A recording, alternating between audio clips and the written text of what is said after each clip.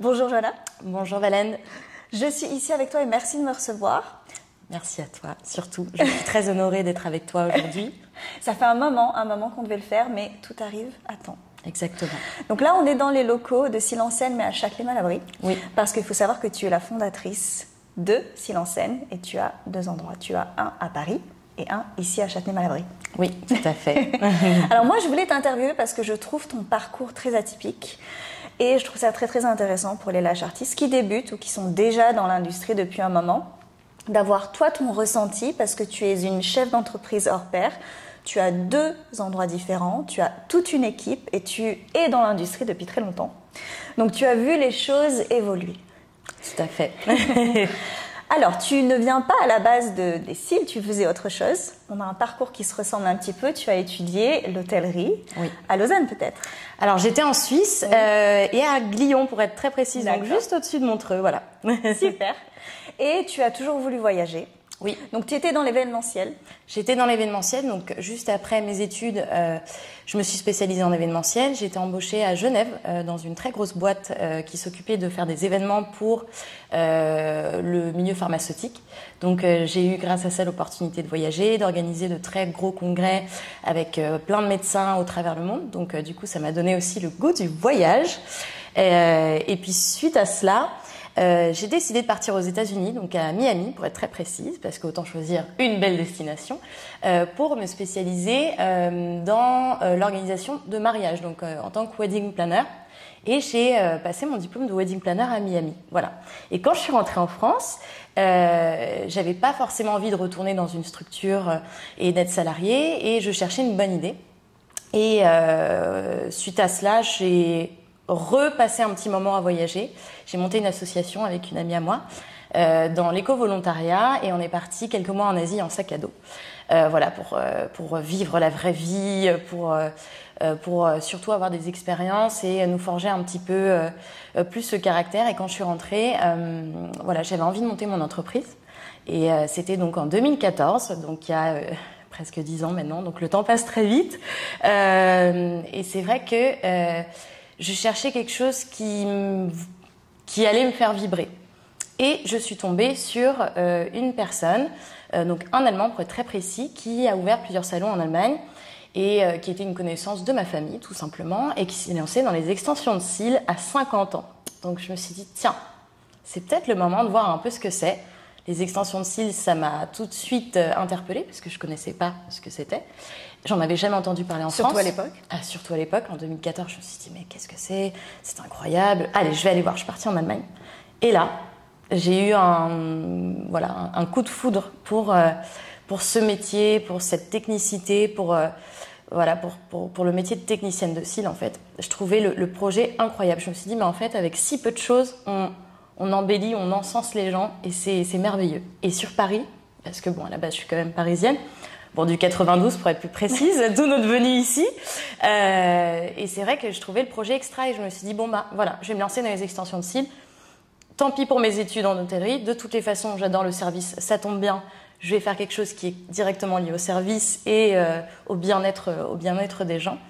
Et j'ai tout de suite vu un peu plus grand que juste faire ça de mon côté. Donc, si tu veux, on peut en parler ou tu as peut-être des questions à ce sujet. Je veux revenir sur ton parcours parce qu'il y a lash artiste et la chef d'entreprise. Oui. Quelles sont les choses que le voyage t'a appris, qui t'ont servi quand tu as ouvert ton entreprise de Silencène ? C'est très simple. Tout ne se passe pas comme prévu. Voilà.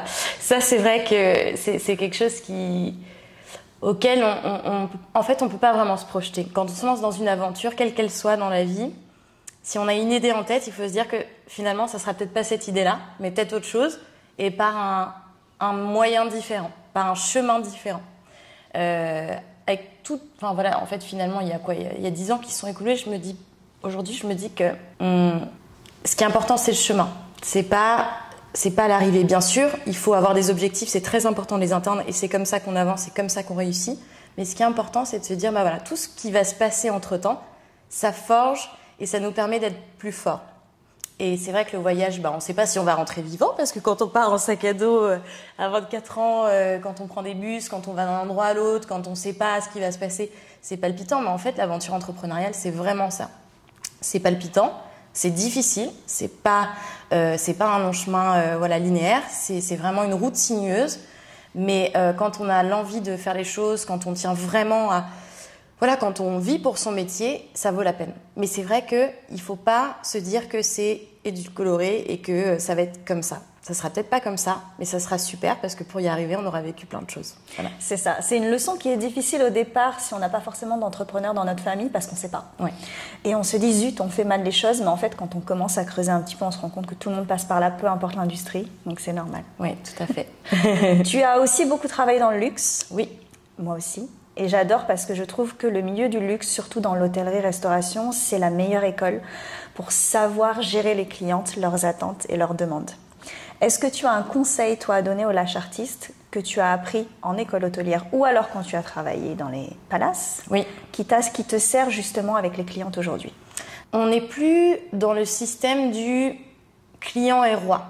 En fait, dans l'hôtellerie de luxe, on dit toujours que le client est roi et c'est vrai, parce qu'il paye une prestation, parce que on doit faire mains et poings liés pour le satisfaire.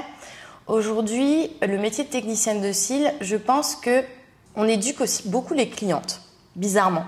C'est-à-dire qu'elles viennent pour une prestation. Aujourd'hui, il y a beaucoup de concurrence, donc il faut aussi se mettre un peu au-dessus du marché, parce que c'est vrai que soit on se dit, voilà, je vais faire une prestation peu chère pour concurrencer ce qu'il y a sur le marché, et vous vivez comme ça, c'est très bien. Mais je pense qu'aujourd'hui, si on veut s'en sortir et financièrement s'en sortir et en faire un vrai métier, il faut valoriser nos prestations, il faut valoriser notre service et il faut se mettre un peu au-dessus en délivrant du service haut de gamme, parce que pour moi, les extensions de cils, c'est pas une nécessité, c'est un luxe.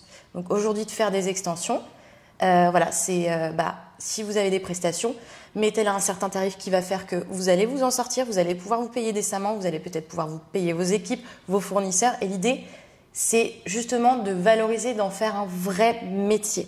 Si on travaille pour peu cher, le risque, c'est que vous allez durer quelques mois.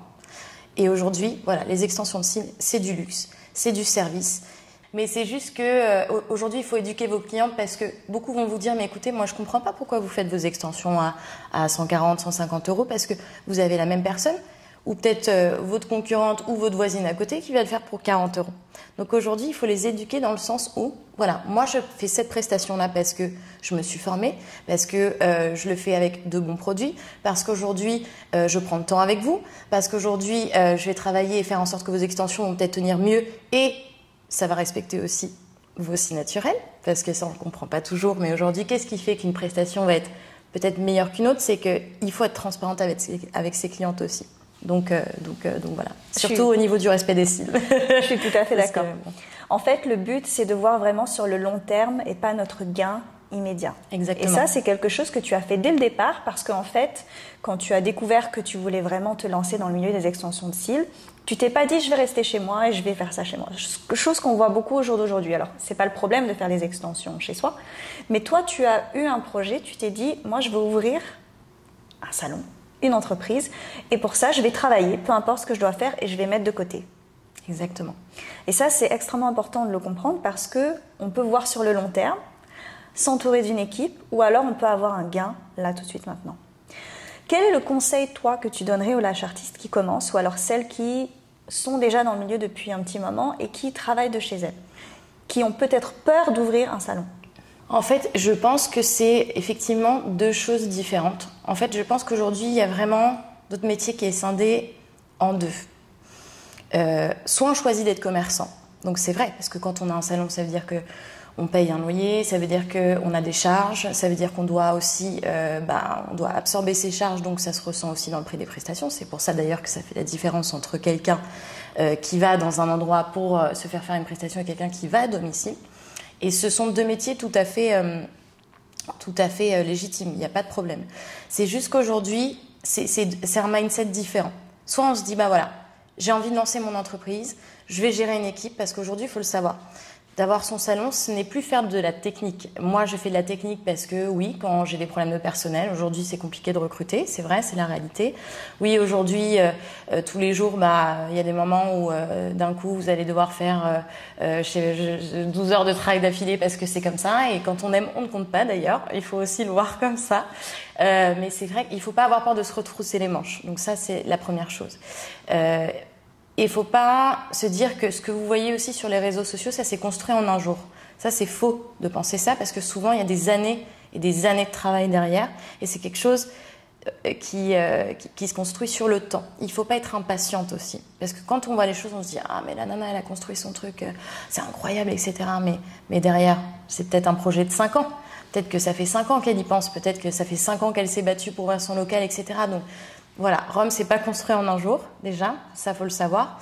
Je pense que quand on réalise un projet, il y a vraiment 2 ans qui s'écoulent. Généralement, c'est un peu ça qu'on dit aussi dans le développement personnel, quand on pense à des projets ou à la réalisation de quelque chose. On dit généralement 2 ans. Et en fait, c'est vrai. Quand j'ai pensé à mon projet en extension de site, c'était en 2014, j'ai ouvert en 2016. Ça m'a pris 2 ans pour faire quoi ?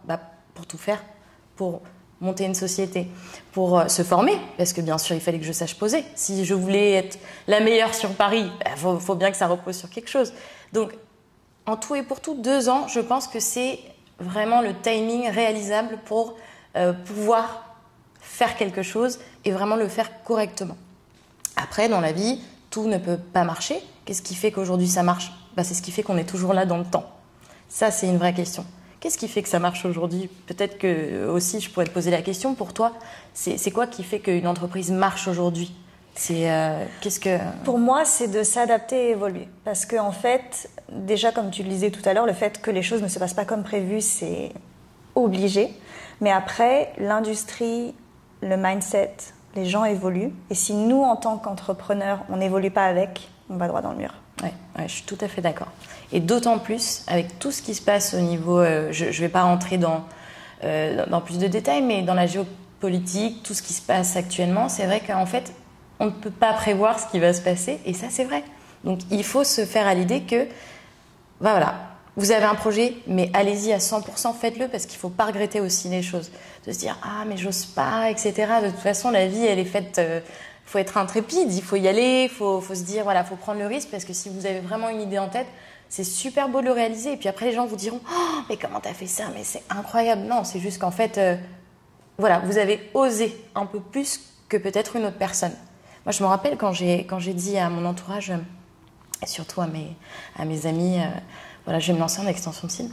Mais tout aussi pour dire, Chouada, tu fais une école hôtelière, tu es partie à l'étranger, et qu'est-ce que tu fais ? Qu'est-ce que tu fais de ta vie ? Mais en fait, pour moi, c'était crystal clear. Je savais exactement où est-ce que je voulais aller et que ça allait marcher. J'étais vraiment persuadée de mon projet. Et preuve en est, au début, je me suis dit, en fait, je ne vais pas pouvoir faire ça toute seule, il va falloir que je me fasse accompagner, donc je vais recruter quelqu'un. Et déjà, le fait de persuader quelqu'un et d'emporter quelqu'un avec vous dans l'histoire, ça rend les choses tangibles aussi. Et c'est ça qui est merveilleux. Donc vraiment, voilà, faut oser y aller. Est-ce que tu penses que ton voyage aux États-Unis et leur mentalité, qui est quand même très différente de la nôtre en France, t'a aidé à avoir la niaque, à oser et aussi ne pas avoir peur d'embaucher ? En fait, elle est très pertinente ta question, parce que pourquoi est-ce que je ne me suis pas lancée en tant que wedding planner ? Parce que quand je suis rentrée en France, c'était le jour et la nuit. Donc à Miami, c'est très fast. J'étais avec... D'ailleurs, peut-être que si un jour elle regarde ça, c'était Ariana qui a une très grosse société d'événementiel. Elle s'appelait Queen of Hearts. Et en fait, elle a monté cette agence d'événementiel avec des budgets juste démentiels pour faire des événements, voilà, 90 000 $ dans des incroyables endroits, juste pour l'anniversaire d'un gamin de 6 ans. Donc c'est incroyable. Tu me diras, mais est-ce qu'en France c'est vraiment le cas ? Eh bien, c'est plutôt localisé. Donc en France, à Paris, il n'y avait pas forcément ce type de profil-là. Et c'est vrai que j'ai pas trouvé voilà, une agence qui me faisait autant rêver. Et c'est vrai que tout de suite, c'est limitant. Je trouve que la France est limitante dans la façon de penser. Aux États-Unis, c'était en mode « OK, let's do it !» demain, on organise un truc pour 150 personnes, on va tout faire, on va travailler la nuit, le matin, on va trouver les super décorations qui vont faire que ça va être explosif, vraiment comme à l'américaine, quoi. et c'était faisable, et ça s'est réalisé. Et en fait, everything is possible. Et en fait, quand on vient ici, ah bah non, ici, il n'y a pas de budget, ah bah non, ça va être compliqué, et puis non, ça coûte cher, et puis de toutes les façons, on n'a pas les autorisations pour. Et en fait, c'est pour ça que je ne me suis pas lancée ici, parce que je me suis dit, en fait, même si j'ai envie de me lancer à mon compte déjà, bon, à 24 ans, faut pas se leurrer, ça aurait été compliqué. Et puis, je manquais terriblement d'expérience, mais c'est surtout que, voilà, c'était pas fait pour rêver, voilà. Et c'est vrai que aux États-Unis, on a le droit de rêver grand et on a le droit de gagner de l'argent aussi. Et ça, c'est vraiment quelque chose qui est propre à la culture aussi anglo-saxonne. Et ici, c'est un petit peu tabou, mais il ne faut pas se leurrer. Pour arriver à faire quelque chose et pour arriver à construire, ben, il faut s'en sortir et il faut tout faire pour. Donc voilà. Et au niveau de l'embauche, les réglementations ne sont pas les mêmes. Donc en France, bien évidemment, tout est cadré et bien cadré pour les employés. Et ça, c'est une force aussi parce que, heureusement, parce que sinon il y aurait beaucoup d'abus aussi, comme par exemple en hôtellerie, pour avoir travaillé en tant que salarié en hôtellerie, on sait très bien comment ça se passe. Oui, oui. On ne compte pas ses heures, mais aujourd'hui le système français aussi fait en sorte pour que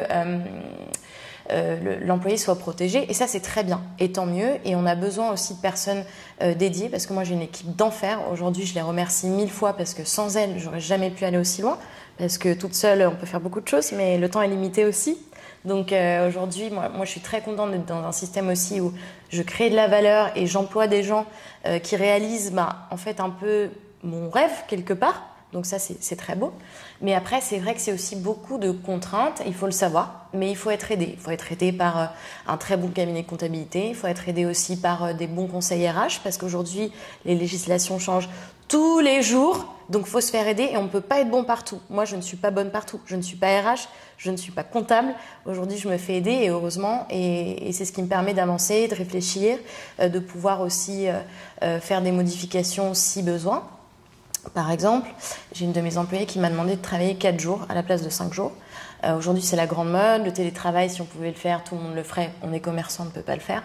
Mais voilà, j'ai réfléchi, je me suis dit, bon, 4 jours, ça veut dire qu'elle va devoir donc redispatcher ses heures, etc. Mais aujourd'hui, il faut être flexible de toutes les façons. Et j'ai accepté. Et puis à elle de voir si elle s'en sort comme ça, à travailler autant d'heures sur 4 jours que sur 5. Mais en réalité, c'est génial parce qu'elle a 3 jours off. Elle fait moins de transport parce que sur Paris, il faut s'accrocher. On fait tous beaucoup de transport tous les jours. Moi, je fais 2 heures de transport tous les jours. Voilà, c'est comme ça. Ça fait partie de mon quotidien. Mes employés, pareil. Mais il faut faire preuve d'adaptation. Et pour ça, aujourd'hui, je trouve que le mindset change aussi beaucoup en France. Et ça, c'est positif aussi. Grâce au Covid, oui. C'est vrai, j'adore. Voilà. Qu'est-ce que tu dirais à la chartiste qui a peur d'embaucher quelqu'un parce qu'elle a peur d'investir en quelqu'un qui va lui prendre ses connaissances, ses clientes, et après partir? Ça m'est arrivé, les filles, mais bien sûr. Mais en fait, la concurrence, je sais que c'est très bateau à dire, mais la concurrence, ça vous apportera toujours quelque chose. Surtout en extension de site. Pourquoi? Parce qu'en fait, malgré le fait qu'on soit dans ce domaine-là et qu'on se dise « mais tout le monde connaît », mais pas du tout. On est sur un marché de niche. Il y a beaucoup de personnes qui n'en portent pas, beaucoup de personnes qui ne connaissent pas. Et même vos clientes vous demandent aujourd'hui encore et toujours les mêmes questions sur « ah oui, c'est vrai que vous faites comme ça. Ah mais comment vous isolez ?» alors que vous les connaissez depuis des années. Donc en fait, il ne faut pas avoir peur de se dire que vous prenez le risque d'embaucher quelqu'un qui peut-être reproduira la même chose. Moi, j'ai beaucoup de filles qui m'ont fait ça, qui ont ouvert après leurs activités à côté. Et en fait, aujourd'hui, c'est génial, parce qu'elles en vivent. Donc finalement, ça les a aidées. Aujourd'hui, elles ont réfléchi, elles se sont dit « ah peut-être que Johanna, en fait, finalement, c'était peut-être pas une patronne si mal, en fait, parce que finalement, c'est aussi beaucoup de boulot. Et en fait, faut en faire des heures pour y arriver. En fait, j'ai compris. J'ai compris le jour où elle m'a dit « ah peut-être non pour quelque chose », j'ai compris pourquoi. Donc en fait, finalement, ça encense aussi votre métier et ça vous valorise quelque part. Parce que rien n'est facile, mais ça paraît facile de l'extérieur. Donc les gens sont très bons pour donner des conseils, mais une fois qu'il faut le faire, il n'y a plus personne. Donc en fait, c'est bien aussi en ce sens, je trouve. Donc il ne faut pas avoir peur, parce que de toutes les façons, sur le moment T, ça vous aura aidé. Sur le moment T, ça vous aura aidé, vous aurez eu le plaisir d'échanger avec quelqu'un. Peut-être que vous serez pris une petite porte, peut-être que ça vous aura déçu, mais c'est pas grave. De toutes les façons, ça vous aura apporté forcément quelque chose. Et même si l'issue, elle n'est pas forcément toujours facile, mais écoutez, des contrats, ça se défait. Aujourd'hui, si vraiment vous voulez arrêter avec quelqu'un, on n'est pas marié à la vie et à la mort. Et puis voilà. Moi, j'étais à 2 doigts d'avoir une aventure au prud'homme avec quelqu'un. Et ben en fait, j'étais prête. Je me suis dit de toutes les façons, quoi qu'il, c'est comme ça. C'est que je devais passer par là. Aujourd'hui, il y a des avocats qui sont faits pour. Aujourd'hui, oui, c'est une perte de temps, mais de toute façon, c'était mon chemin. Je devais passer par là. Ça s'est pas fait. Heureusement pour moi, je touche du bois. Mais en fait, quand bien même, il y a toujours des solutions. Il y a toujours des solutions. Et puis, si demain vous fermez votre activité, vous aurez le plaisir d'avoir votre activité pendant tant de temps. Voilà. C'est comme ça. Mais en fait, c'est la différence entre une mentalité d'abondance et une mentalité de manque. Oui. C'est-à-dire que quand on se concentre sur le manque et les choses qu'on peut nous faire, on va nous voler nos informations, etc. Et moi, je le vois beaucoup avec des personnes qui veulent former ou alors des formatrices qui viennent à mes formations. On ne peut pas s'inquiéter de ça. Non. C'est à nous d'avoir une vision de notre projet et de se concentrer là-dessus, pas sur ce que font les autres. Oui. C'est vrai que la peur, voilà, en fait, il faut se dire que il y a toujours des solutions. Et en fait, la peur n'empêche pas le danger, mais c'est vrai. Tu disais au niveau de tes formations, au niveau de... Oui, c'est de la création. Oui, aujourd'hui, de toutes les façons, on peut tout prendre. Moi, mes photos ont été prises. Les contenus de mon site ont été réexploités sur une quinzaine d'autres sites internet. Mais en fait, aujourd'hui, c'est pas grave. C'est pas grave, c'est comme ça. Oui, c'est du boulot. Oui, à un moment donné, ça vous aura enquiquiné. Oui, au bout d'un moment, vous dites mais en fait, j'ai travaillé tout ça pour que les autres. Mais c'est pas grave. De toutes les façons, il y a du monde pour tout le monde. Donc même si vous êtes embêté, en fait, ne perdez pas votre temps avec des choses qui vont vous parasiter l'esprit. Concentrez-vous sur les choses qui vont vous apporter de la valeur ajoutée. Ne vous parasitez pas l'esprit avec des choses qui, de toutes les façons, doivent se passer ou se passent déjà. C'est simple. Il y a toujours des solutions. C'est vraiment comme ça. Oui, je suis d'accord. Et puis en fait, dès le départ, la mentalité est différente. Oui. C'est-à-dire qu'on comprend qu'on doit passer par là. Comme tu l'as dit, tu devais passer par là. It is what it is, on dit en anglais. Et peu importe ce qui arrive, tu pourras ajuster et pivoter à ce moment-là. Exactement. Et aussi, on ne peut pas plaire à tout le monde. Et ça, c'est très important. Et on ne peut pas plaire à tout le monde au sein de son équipe. On ne peut pas plaire à tout le monde au sein de ses clientes. On ne peut pas plaire à tout le monde au sein de ses... C'est comme ça. Enfin, la vie serait beaucoup trop simple si on plaisait à tout le monde. Mais à un moment donné, c'est comme ça. On attire aussi ce qu'on est.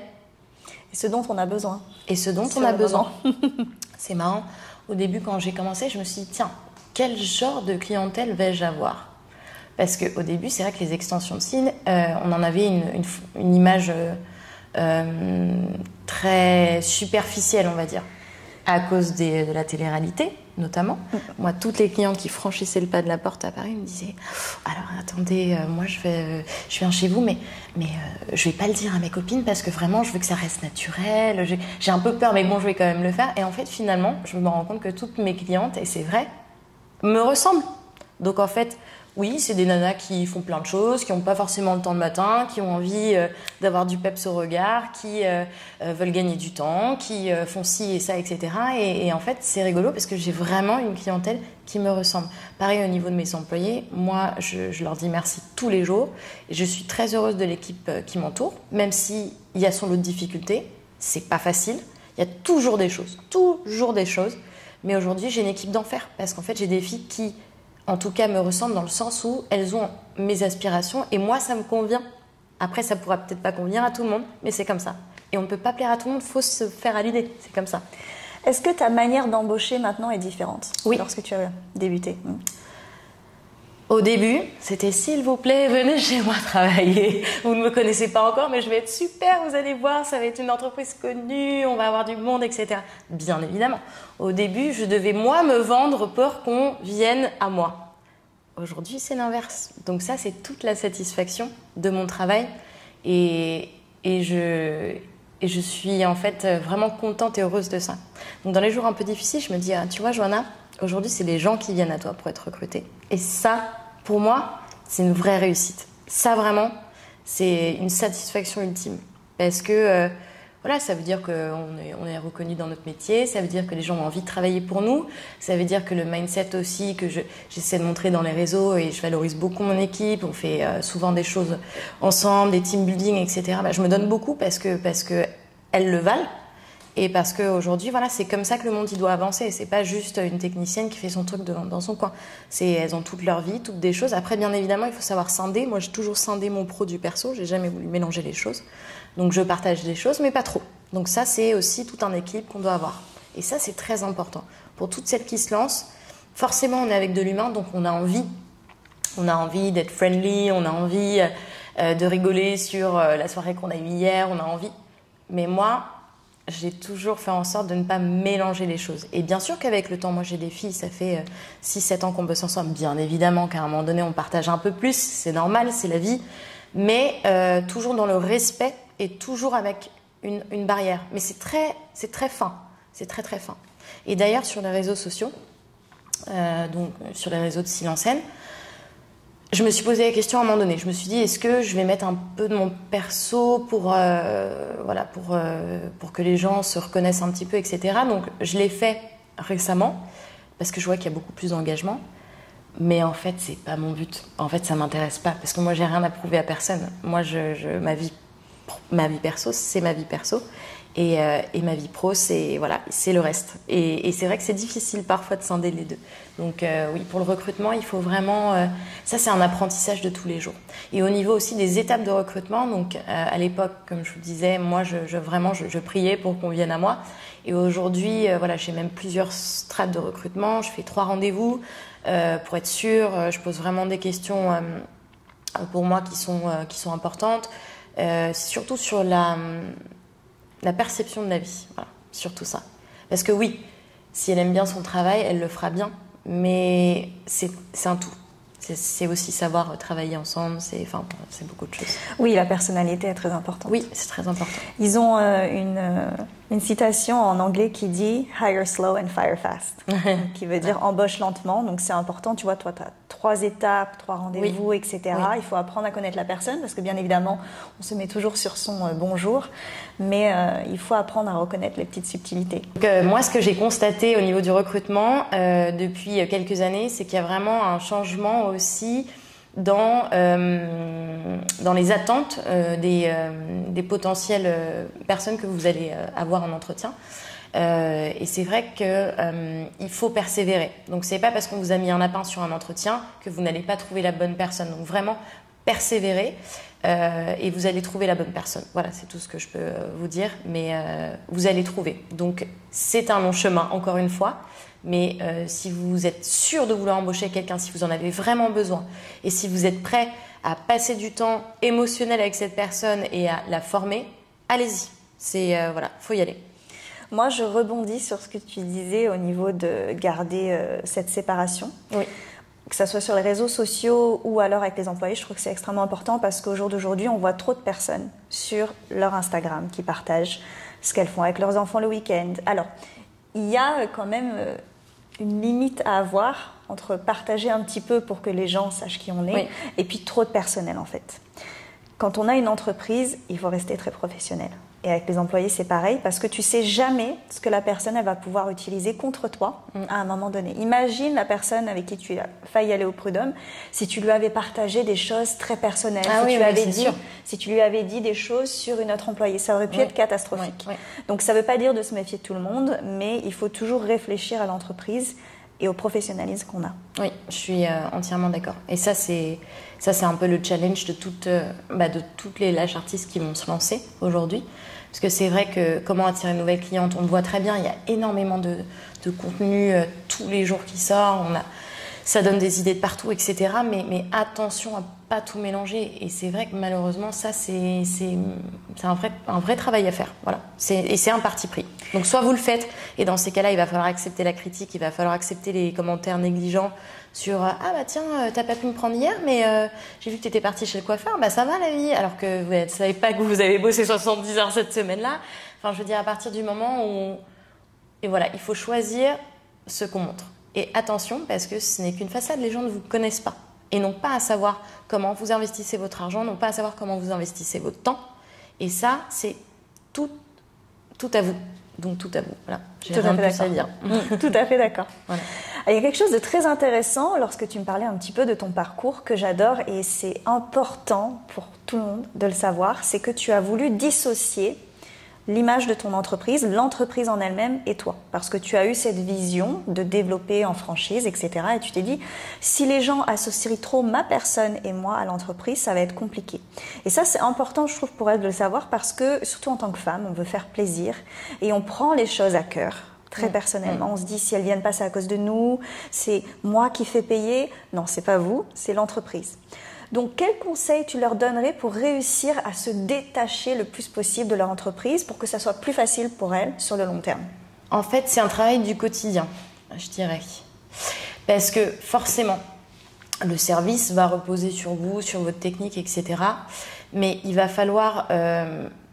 En fait, tout dépend. Si vous avez pour ambition de communiquer vraiment sur votre savoir-faire, sur votre technique, sur la façon dont vous faites par rapport à votre concurrence, ce qui est une très bonne chose à faire aussi, parce que les gens vont venir chez vous pour ça, ils vont venir chez vous pour cette technique, ils vont venir chez vous parce que vous êtes bonne là-dedans. Mais si demain vous êtes malade, si demain vous n'êtes pas là, si demain vous décidez de développer ou faire autre chose, ça va être très difficile de se dissocier de ça. Donc moi, ça a toujours été effectivement ma vision de me dire aujourd'hui, j'ai pas envie que tout repose sur mes épaules parce qu'il faut que je me libère du temps pour faire autre chose.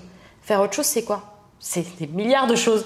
C'est déjà avoir des idées, gérer l'administratif. En fait, il y a des millions de choses. Et parfois même juste prendre le temps pour réfléchir. Et ça, c'est un truc auquel on ne pense pas. Mais en fait, parfois, il faut juste se poser, réfléchir. Et ça, c'est du boulot. Et ça, même si dans la productivité du quotidien, on se dit « Mais attends, elle n'a pas rentré de prestation, elle n'a pas fait ça ». Oui, mais attends, moi je suis en train de réfléchir à comment gagner mieux, comment faire en sorte de, comment optimiser ça, comment réduire les coûts ici, comment faire ci, faire ça, etc. Et le temps pour réfléchir, c'est primordial. Donc voilà, j'en reviens juste au fait de se dire, bah voilà, si vous communiquez sur vous, c'est très bien, mais attention parce que votre image, du coup, en dépendra. Donc peut-être parfois de dissocier les choses ou penser un peu plus grand ou différemment pour vous dire, bah voilà, moi si demain... je vends ma société, si demain je l'agrandis, si demain je me développe, si machin, j'ai pas envie que tout tourne autour de mon image à moi parce que de toutes les façons, je dépends d'une équipe et d'autres gens aussi qui auront cette technicité-là et qui seront en fait les petites mains qui font que votre travail se réalise. Donc voilà, pour moi, c'était aussi une sorte d'encenser mon personnel aussi, de me dire, voilà, j'appellerai pas avec mon nom parce que j'ai pas envie que ce soit que moi. Et j'ai pas envie qu'on demande que Johanna, parce qu'il n'y a pas que moi, voilà. Non, mais c'est très bien à savoir. Et comme on dit, on ne peut pas travailler dans le business et sur le business. C'est compliqué. Et souvent... Et c'est ce que je fais en ce moment. Voilà, faut être très focus et en même temps très défocus et en même temps... Mais bon, ça c'est mon boulot, en fait, quelque part. C'est vrai. Je sais que c'est dur parce qu'il y a beaucoup de lâches artistes, quand elles grandissent, elles embauchent, mais elles travaillent toujours en tant que aussi lâche artiste. Et c'est un problème parce qu'en fait, on ne peut pas être au four et au moulin. Donc, il faut réussir à se dégager du temps, comme tu le disais. S'il y a besoin de retourner en clientèle, on peut le faire, c'est pas le problème. Mais il y a tellement de tâches qui s'accumulent. Nous, notre boulot, après, c'est de vendre, en fait. De vendre les prestations, d'attirer les clientes. Et on ne peut pas le faire quand on est en train de poser des cils, c'est important. Moi, je vais te dire, j'ai une espèce de charge mentale... Depuis le début, j'ai cette espèce de syndrome de l'imposteur. Je me dis, ah mais si je pose pas, si je suis pas là, mais qu'est-ce que va penser mon personnel? Est-ce qu'elles vont penser que je suis en train de me tourner les pouces? Et je sais pas pourquoi, j'ai cette espèce de truc depuis le début. Quand je partais en vacances, c'était la première fois où je suis partie en vacances, ça faisait 2 ans que j'avais pas pris de vacances, j'étais épuisée. Je me suis dit, mais qu'est-ce qu'elles vont penser? Peut-être que... En fait, il y a aussi cette charge mentale de se dire toujours faire bien, toujours être présente, toujours être à 100% là, mais en fait, c'est peut-être pas la bonne façon de faire. Parce qu'en fait, vous allez vous épuiser en vous concentrant sur des choses qui en fait vont ralentir votre développement et vont ralentir aussi le reste. Donc en fait, il faut penser un peu différemment. Mais je te dis ça, mais moi je me travaille encore au corps aujourd'hui. Donc tu vois, il y a des fois je me dis, ah mais je suis pas dans l'institut, mais je suis pas en train de faire de la prestation, etc. Mais en fait je me dis, non mais en fait Jonathan a 1000 autres trucs à faire. Donc si tu les fais pas maintenant, quand est-ce que tu vas le faire? Le soir, la nuit, le matin très très tôt avant de commencer à peine à travailler. Enfin, voilà, donc il faut être réaliste aussi. En fait, c'est très dur parce que quand on a cette façon de penser qui est implantée dans le subconscient, c'est pas du jour au lendemain on guérit. Il faut vraiment, tous les jours, il faut se le rappeler, l'univers a une manière de nous tester. C'est très sournois parce que quand on pense avoir réglé quelque chose, c'est pas le cas. Donc je comprends tout à fait que tu ressentes ça. Et c'est bien, merci de le partager et d'être aussi ouverte. Je suis très honnête. Non, mais c'est très très bien. Voilà. Quel a été le plus gros challenge auquel tu as fait face depuis l'ouverture de Silence Scène? En fait, le plus gros challenge, c'est d'être à Paris. C'est très bête, mais on parle vraiment d'emplacement et de localisation. Être dans une grande ville, ça veut dire être tout le temps dans du flux, dans du stress. Ça veut dire prendre les transports, c'est-à-dire passer 2 heures à minima dans les transports pour les employés, pour même moi, même si à un moment donné je me suis facilité la vie, j'étais en scooter, etc. il y a déjà tout un environnement qui fait que on absorbe beaucoup de choses, beaucoup plus peut-être qu'une personne qui est dans un lieu plus calme, dans un lieu avec moins de trafic. Et c'est vrai que le trafic joue énormément parce que en fait toute la journée à Paris on entend des klaxons, des gens qui hurlent. Il y a en fait toute une osmose, un environnement qui est difficile à gérer. Et c'est vrai que quand on vient pas de Paris et quand on travaille dans un environnement comme ça, on reste pas longtemps généralement. Et ça, j'ai eu l'expérience avec pas mal d'employés que j'ai eu et qui ne sont plus là aujourd'hui et qui sont partis à nouveau de là où ils venaient, parce que c'est vrai que c'est assez violent en fait comme environnement. Il faut s'adapter. Il y a aussi autre chose, c'est que quand on est encore une fois dans une grande ville, on dépend aussi de tout ce qui se passe. Donc quand il y a des grèves, c'est compliqué. Quand il y a des problèmes de transport, c'est compliqué de venir bosser, c'est compliqué pour les clients de venir. Donc en fait, il y a toute cette accessibilité-là qui fait que c'est constamment une lutte pour venir déjà bosser et pour travailler. Et puis quand il y a eu les émeutes aussi, c'est-à-dire que... Oui, j'ai dû... ça, j'ai une petite anecdote à raconter. Excuse-moi, je t'ai coupé. Non, mais très bien. Pendant... donc en 2019, il y a une journée, j'ai travaillé à perte. Donc pour vous dire... j'ai payé un hôtel pour mes employés pour qu'elles restent dormir sur Paris parce que sinon elles ne pouvaient pas venir travailler. Et en fait, on n'a pas eu de cliente ce jour-là. Et ça a duré, en fait, un petit moment. Et en fait, je me suis dit, mais là, en fait, Johanna, tu es en train de travailler à perte. Ça va être très compliqué en fin de mois. Comment va-t-on faire? Et en fait, pareil, j'ai dû m'adapter. J'ai dû trouver des solutions. J'ai dû trouver des financements. J'ai dû me creuser le ciboulot pour faire en sorte qu'on soit toujours là. Et en fait, c'est des choses qui sont super dures. En fait, c'est vrai que c'est dur. Mais voilà, si on y tient, on est toujours là. Donc, on a eu le Covid. Donc voilà, on est en 2023, bientôt 2024. On est toujours là. Donc en fait, elle est là, la réussite. Elle est là. Elle est dans la longueur et tenir et encore croire et continuer et vouloir toujours être là. La capacité à résoudre les problèmes. Oui. En tant que chef d'entreprise, c'est extrêmement important. Absolument. Moi, au départ, lorsque j'ai commencé, en tant que bonne perfectionniste, je voulais qu'il n'y ait jamais de problème. Et j'étais extrêmement dure avec moi-même dès qu'il y en avait. Sauf qu'aujourd'hui, il faut s'attendre à ce que les problèmes arrivent. Et du moment qu'on ait confiance en notre capacité à les gérer, tout va bien. J'ai un bon copain qui est en restauration. Il me dit tous les jours, il me dit, mais Johanna, en fait, j'ai que des problèmes. Mais en fait, j'ai compris un truc.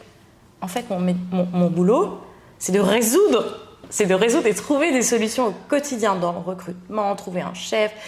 En fait, on vit la même chose. Quel que soit le domaine d'activité, à partir du moment où on décide d'entreprendre, on décide de prendre le risque, parce que c'est vrai que c'est un risque. C'est un risque quoi? C'est un risque financier, c'est un risque humain aussi, parce que parfois on peut se tromper dans les associations, on peut se tromper avec les personnes, mais c'est pas grave. En fait, c'est prendre le risque c'est risquer les choses. Mais pour beaucoup de satisfaction, parce que voilà, après on en vit aussi, donc voilà. C'est ça. C'est important pour tout le monde de le savoir et de le comprendre, parce qu'en fait, si vous avez une personnalité où ça vous stresse énormément très rapidement de gérer ce genre de problème-là, il vaut mieux rester dans un environnement qui soit plus stable, peut-être à être la chartiste, à prendre des clientes et pas évoluer d'une manière ou d'une autre. Maintenant, avec les réseaux sociaux, on a tendance à penser que si on n'est pas formatrice, on ne réussit pas. Si on n'a pas nos produits, on ne réussit pas. On a tendance à se comparer à tout le monde et se dire, c'est la fear of missing out, que si on n'a pas tout ça, on ne réussit pas dans notre vie. Le but, c'est vraiment de comprendre qui nous sommes et ce qui nous fait vibrer. Sinon, ça va être compliqué. Je rebondis juste sur quelque chose. C'est vrai qu'aujourd'hui, moi, j'ai eu beaucoup de personnes qui sont venues me voir en me disant voilà, est-ce que je peux être formatrice chez vous? Parce que j'ai aussi une école de formation, et je vais juste le mentionner après, que j'ai décidé de fermer pour la simple et bonne raison que ça ne marchait plus assez pour pouvoir continuer. Donc pour moi, effectivement, c'était difficile de me dire écoute, Johanna, tu as bossé pendant 7 ans avec ton école, donc voilà, tu as accompagné des élèves, tu as fait beaucoup de choses, etc. Et aujourd'hui, tu fermes. Mais c'est triste. Oui, c'est triste. Oui, j'ai dû faire une croix dessus, mais en fait, aujourd'hui, c'est cohérent. Parce que le fait de continuer avec une activité qui, en fait, finalement, me demandait énormément d'énergie, de travail, d'investissement, et qui n'est pas rentable, en fait, vous pouvez fermer, et c'est dommage. Donc, en fait, parfois, il s'agit juste aussi de faire les bonnes décisions. Et je reviens juste à la formatrice. On m'a demandé plein de fois, est-ce que je peux être formatrice pour vous, etc. Et souvent, c'était des personnes qui n'avaient pas beaucoup d'expérience, qui ne savaient pas bien s'exprimer. Donc, pour moi, être formatrice, c'est pas juste apprendre à poser des signes. C'est tout un univers. Moi, les filles qui étaient formatrices avec moi, Virginie et Estelle, que je remercie encore aujourd'hui d'avoir vécu l'aventure avec moi et qui ont évolué, qui sont parties au niveau de l'éloquence, au niveau de la présentation, d'un certain niveau et qui ont évolué, mais fois 1000, qui sont devenus des papillons et qui ont vraiment développé leur capacité à argumenter, montrer, réfléchir aussi, parce que quand on a des personnes qui nous posent des vraies questions existentielles sur comment faire, pourquoi faire, comment faire différemment, faut pouvoir l'argumenter aussi. C'est un vrai métier. On ne peut pas être formatrice juste en un claquement de doigts. Et puis aujourd'hui, je vais vous dire, en France, être formatrice, c'est pas juste être formatrice sur le papier, c'est des réglementations, c'est des statuts à déposer, c'est avoir des certifications, c'est beaucoup de choses. Donc la formation n'est pas adaptée à tout le monde. Et ça, vraiment, je le défends mordicus. On ne peut pas être formatrice. Tout le monde n'est pas formatrice. C'est comme ça. Est-ce que tout le monde pourrait être professeur d'école? Non, je ne pense pas. Aujourd'hui, enseigner, c'est tout un monde. Et tu pourras en parler des heures. Oui, tout à fait. Ah, oui, oui. Bah oui. Mais ce qui est intéressant, c'est que surtout en tant qu'entrepreneur, on est très créatif. Et on a souvent tendance à vouloir aller vers le nouvel objet qui brille un petit peu, la nouvelle création, etc. Alors qu'en fait, pour qu'un business il perdure dans le temps et surtout qu'il rapporte gros, c'est quand on se concentre sur une chose en particulier. Et ça, je trouve ça super parce que tu aurais pu te concentrer sur ce qui ne va pas, sur le côté négatif, tu as dû fermer le centre de formation. Mais au final, tu t'es concentré, ce qui fonctionne très très bien pour Silence N, c'est la clientèle. Parce que tu as des clientes qui viennent tout le temps, c'est dur au jour d'aujourd'hui, surtout quand tu as une certaine tarification. Et je trouve ça très beau d'avoir fait ça et de te concentrer sur ce qui fonctionne. C'est important pour elle de le savoir. Oui, ça fait partie des choix qu'on doit faire et pour moi, il n'y a pas de... Voilà, il n'y a pas de défaite, si je peux dire, ou de... Voilà, c'est comme ça. Et puis, c'est bien d'avoir tenté, parce que si je n'avais pas tenté l'histoire de la formation, j'en aurais pas vécu tout ce temps aussi, et j'aurais pas évolué, j'aurais pas... Enfin, voilà, tout est bien, en fait. Moi, j'ai de la chance d'être issue d'une famille d'entrepreneurs. Quand il y a quelque chose qui ne va pas, j'ai la chance de pouvoir en parler et d'être avec une personne qui vit des choses au quotidien qui ne sont pas faciles, avec beaucoup, beaucoup de responsabilités. Et pour moi, je trouve, après je dis ça parce que c'est mon père, donc voilà, mais avec beaucoup de responsabilités réellement. Et je me dis, bon, déjà, tu as de la chance de faire ce que tu fais. Donc, c'est pas mal. Ensuite, t'en vis depuis longtemps. Donc, c'est pas mal. Sois reconnaissante. Après, si tu as envie de le partager, de t'énerver, de pleurer, moi, pleurer, ça me fait beaucoup de bien. J'ai besoin de ça pour tout lâcher réellement et j'essaie de respirer, mais de pleurer, ça me fait un bien fou. Donc je vais pleurer 5 minutes, je vais avoir mes extensions heureusement et ça va aller. Donc le fait de pleurer, de le partager, mais vraiment d'en parler profondément, ça me fait énormément de bien et ça c'est vrai que c'est un gros atout parce que quand on est seul et quand on n'a pas la possibilité d'en parler, c'est là où peut-être que c'est intéressant d'échanger avec sa formatrice. C'est peut-être là où c'est intéressant d'échanger avec des personnes du même milieu qui vivent la même chose. Et moi, je suis très contente d'être là aujourd'hui parce que tu vois, ça fait des années que je te suis, que je regarde tes contenus, etc. Je me dis donc, cette nana-là, elle est super, elle fait des choses, faut oser quand même le faire. C'est qualitatif, c'est avant-gardiste. Bravo, franchement bravo parce que c'est beaucoup de... Voilà, c'est beaucoup de boulot, c'est du risque, mais c'est vrai. Et je suis vraiment contente de te voir en chair et en os parce que tu vis quand même à l'autre bout du monde. C'est vrai. Donc voilà. Mais je me dis aujourd'hui, voilà, 33 ans, j'ai 33 ans, je me dis, l'année dernière, j'étais contente de te contacter, j'étais contente que finalement, on s'entende bien de fait parce que je pense que quand on a aussi les mêmes aspirations dans la vie, la même manière de faire, des difficultés aussi, on partage aussi des choses et je pense que le courant passe plutôt bien et moi je me mets pas de limite. Je me dis en fait cette fille-là j'ai envie de la rencontrer un jour, tiens je vais la contacter, je vais voir ce que ça donne et voilà. Et en fait c'est très simple et en fait l'échange est sincère et chouette et pour ça je pense qu'il faut vraiment oser et se dire si je provoque pas les choses, si j'ose pas, rien ne se fera. Mais rien ne se fera, il faut y aller quoi. Donc il faut oser faire les choses. Parce qu'après tout, on est des êtres humains. Donc pourquoi une personne serait peut-être plus impressionnante qu'une autre ? C'est juste vous qui vous mettez des barrières. C'est tout. Il ne faut pas se mettre de barrières. Il faut se dire, j'ai envie de faire ça. Allez, paf, je vais le faire. J'ai envie d'aller là, tac, je vais contacter. Et au pire quoi ? Rien en fait. C'est ça. Au pire, on nous dit non et c'est pas grave. C'est pas grave. Il faut se prendre des noms aussi. C'est pas tout rose.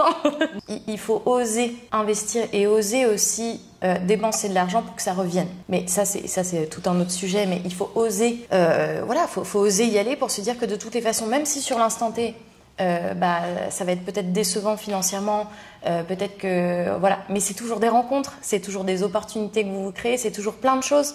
Donc en fait, pour moi, c'est pas du mauvais investissement justement.